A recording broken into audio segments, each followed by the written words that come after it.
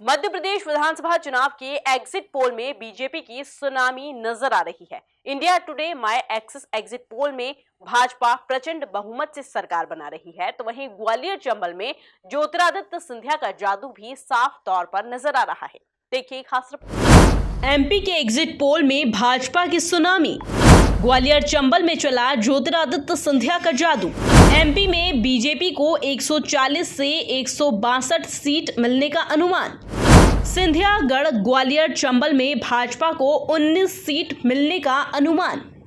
मध्य प्रदेश विधानसभा चुनावों को लेकर अब तक कुल 5 एग्जिट पोल रिलीज किए जा चुके हैं। इन सभी एग्जिट पोल में बीजेपी की सरकार बनती हुई नजर आ रही है।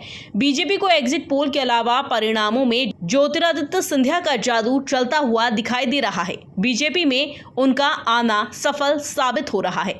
लेकिन दूसरी तरफ एक और फैक्टर है कि अगर परिणाम ऐसे नहीं आते तो बीजेपी में सिंधिया की उपयोगिता कम हो जाएगी।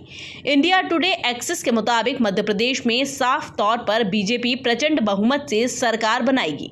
एग्जिट पोल में मध्य प्रदेश में बीजेपी 140 से 162 सीटें बीजेपी को मिलती हुई दिखाई दे रही है, तो वहीं कांग्रेस के खाते में सिर्फ 68 से 90 सीटें मिलती हुई दिख रही है।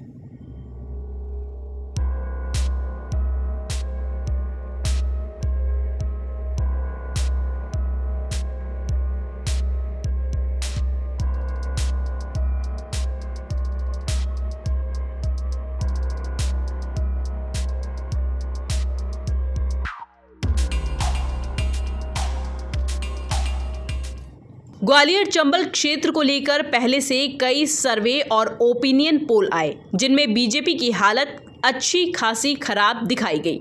इसी कारण पीएम नरेंद्र मोदी और अमित शाह ने यहां कई जनसभाओं को संबोधित किया, तो कई जगह खुद जमीन पर उतरकर सिंधिया ने अपनी कमान संभाली।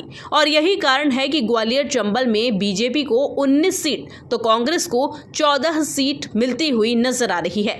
इस चुनाव में सिंधिया और उनके समर्थकों की साख दांव पर लगी हुई है, और इसी कारण से सिंधिया ने भी मेहनत में कोई कोर कसर नहीं छोड़ी।